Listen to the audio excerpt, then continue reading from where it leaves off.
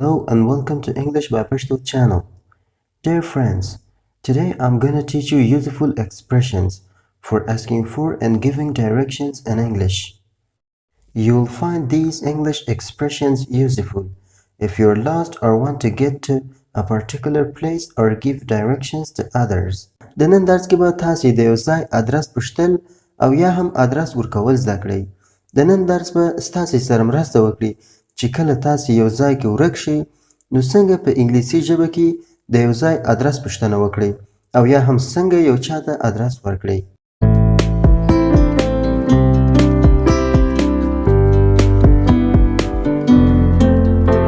Excuse me sir, is there a bank around here?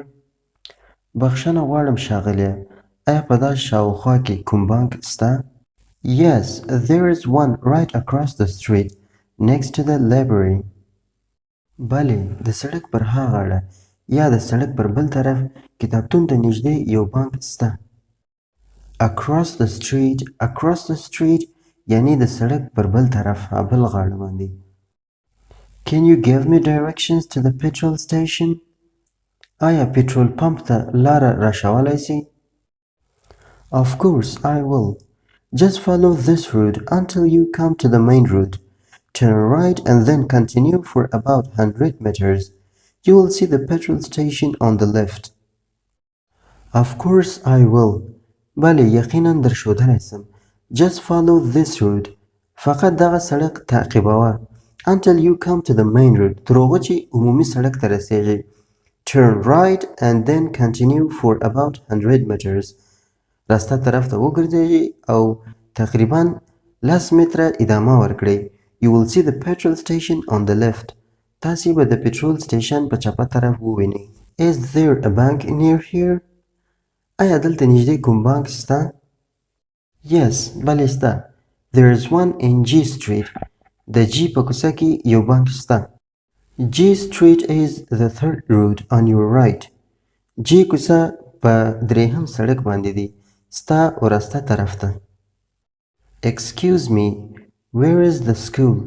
بخښنه غواړم مکتب چیرې دی؟ It's across from the police office. مکتب د پولیس د دفتر بل طرف ته دی.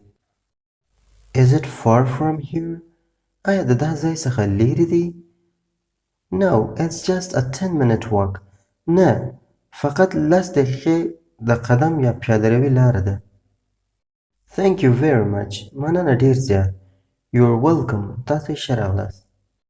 ملګرو، تاسې کولی سئ د آدرس ورکولو په وخت کې لاندې جملې استعمال کړئ. مثلا go up لوړ ځه. It's on the corner. دا پر دا کونج باندې دی. Go straight ahead. مستقیما مخ ته ځه. Cross واوړه. It's on your left.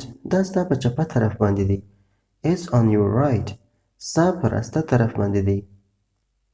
It's about 100 meters from here. دا تقریبا 100 متره د دا ځای څخه لیرې دی. It's next to. دا نږدې دی و. Next to وروسته هر ځای ورچولی سي. It's next to university.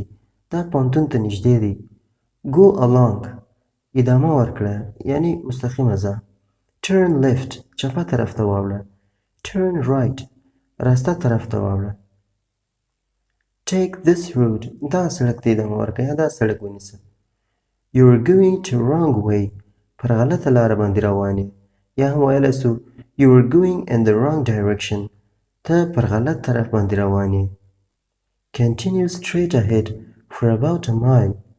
یو مایل مستقیمه ادامه ورکړه. ملګرو د نن درس مو همدومره و. خدای دې وکړي چې څه ناڅه مو زده کړي وي. د ویډیو لایک مو هیر نه سي. تر نوي درس خدای پاک مو سپارم.